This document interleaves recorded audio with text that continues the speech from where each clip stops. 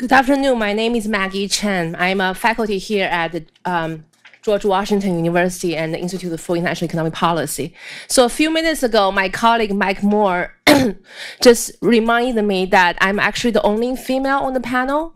And then that makes me realize further, not only I'm the only female on the panel, I'm also the only foreigner, the only immigrant, and the only Chinese on the panel. So I think it's safe to say I'm probably the most vulnerable speaker.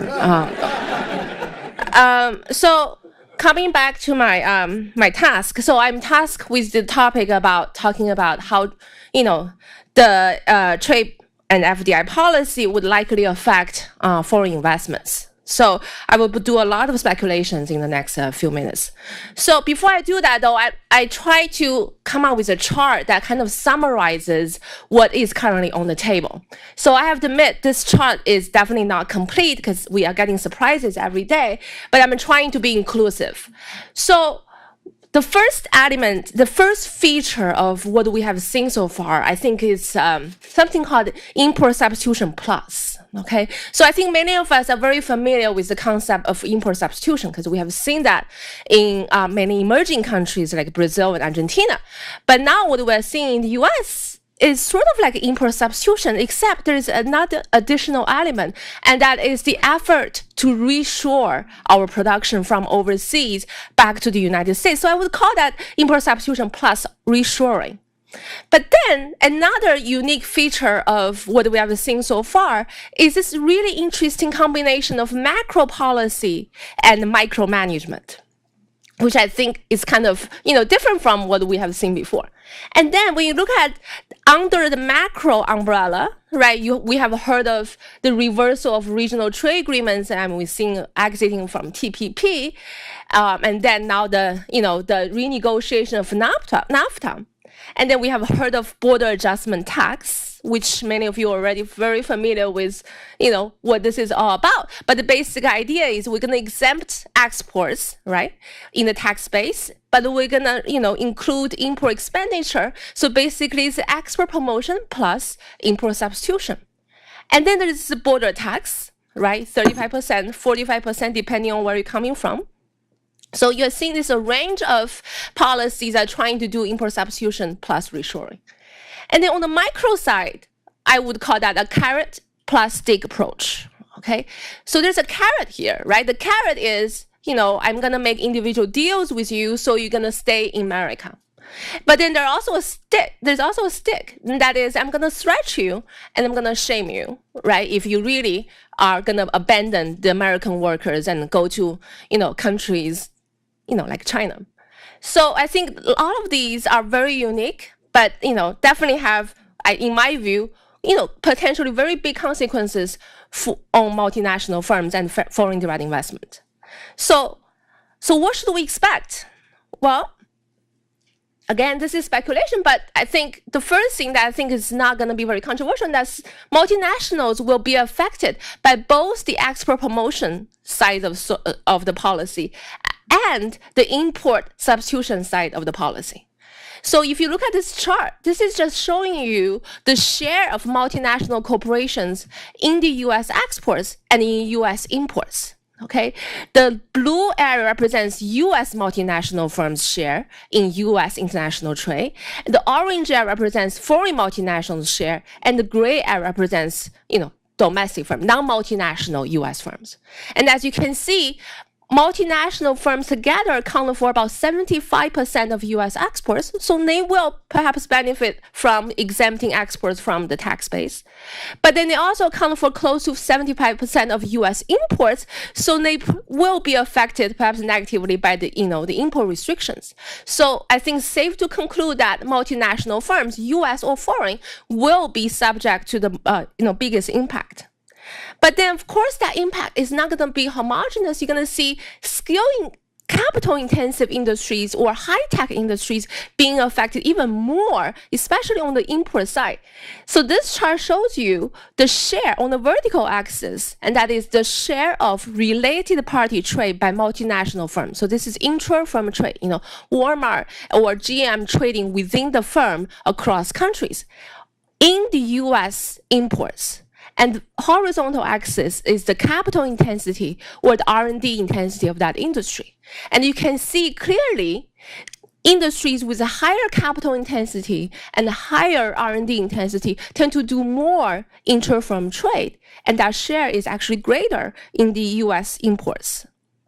Okay, so if we see a 35% tariff on imports, right, especially on imports of intermediate inputs, the capital intensive and the R&D intensive industries will be hit most. And then some of you may say, well, there is export promotion, there is import substitution. You know, for a multinational firm that does both, maybe the net effect will be canceled out. And that's a possibility, I agree. But I think the net effect, again, can be very heterogeneous depending on the industry's export and import intensity. So here, this chart just plots the trade balance conducted by multinational firms across industries. So overall, US multinational firms are engaging in trade deficits, right? So they export much less than what compared to when they import. But then if you break that down by industries, by the way, as a foreign, well, I think it's not just a foreigner, but you know, this doesn't show all the industries because I don't have access to all the industries data.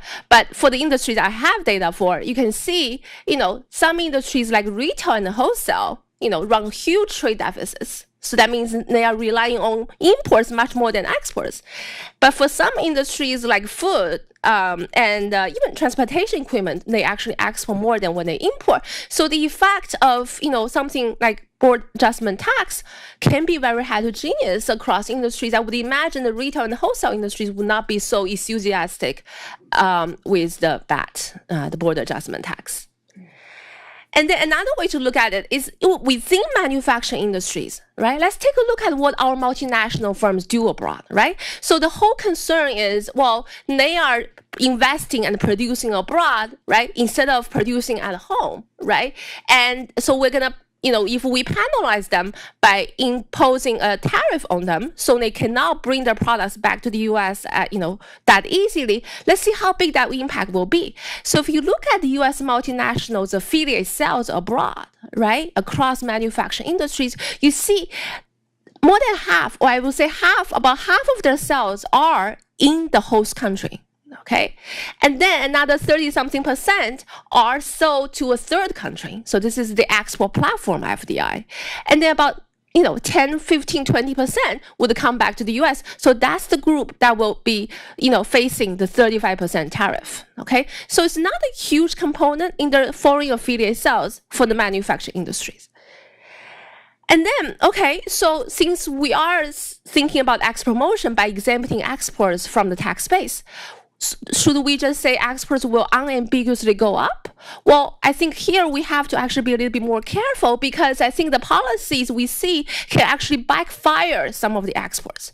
So if you take a look at this chart, this shows you the share of exports around the world that actually is engaged, participating in cross-border supply chain.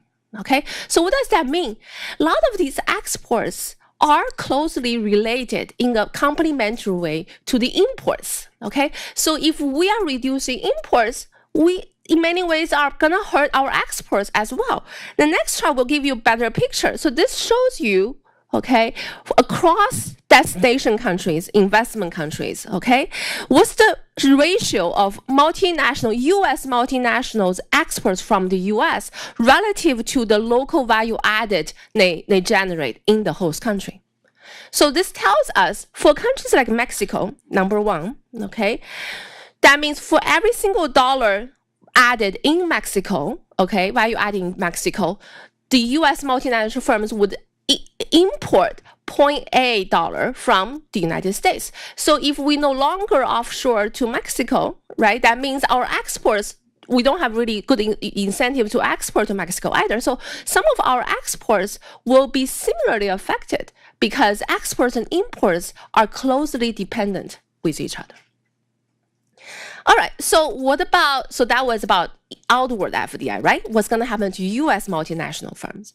So what about foreign multinational firms in the United States? Well, I think it's clear. I mean, as we have seen before, historically, when you have higher tariffs or higher trade barriers, we have done that in 80s, on Japanese automobile companies, even though we might not take real high tariffs, but even with quotas or voluntary export restraints, you're going to see a surge of tariff-jumping FDI. So meaning foreign multinationals will have incentives to invest in the US to overcome the trade costs they otherwise face if they export to the United States. So we probably will see a lot of that going on. But the overall inward investment might be discouraged because, FDI today is increasingly complex and is increasingly vertical in the sense that, to produce something in the US, you cannot just source all the components in the US. You often have to bring components, parts, and, services from abroad. So by making that difficult, the overall FDI incentive can be discouraged in the United States. All right, so the final speculation is about, well, the ultimate goal is domestic production, domestic jobs, right? So maybe, yes, the volumes of domestic production jobs can rise, right? If we are stopping the multinationals from going abroad, if we're doing all kinds of things like, so the production will stay at home. But one thing to notice is that the average quality will likely fall. And this chart just shows you the innovation intensity between offshoring firms, multinational firms, and firms that do not engage in offshoring. Because, for many different reasons, including the cheaper materials multinational firms can access and cheaper labor they can access, they engage in more innovation because of economies of scale, many different reasons. So they're more innovative, they're more productive, and they're bigger. Okay, they pay more, right? So there are many different, characteristics of multinational firms compared to non-multinational firms. But if we convert them back to national firms by reducing their offshoring, reducing their access to cheaper labor, cheaper material, that means they're probably going to be less able to innovate as much. The quality of our production, the quality of our jobs, and the productivity might be affected as a result.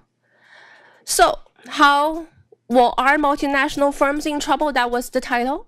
Let me just say one thing. When I was first started writing the slides, my title did not have a question mark. But as I was writing, I gained a little bit more optimism. And I think as a responsible economist, I should always tell you the trade-off. But I think one thing that can be concluded with confidence, and that is the concept of multinational firms is definitely at stake. Thank you.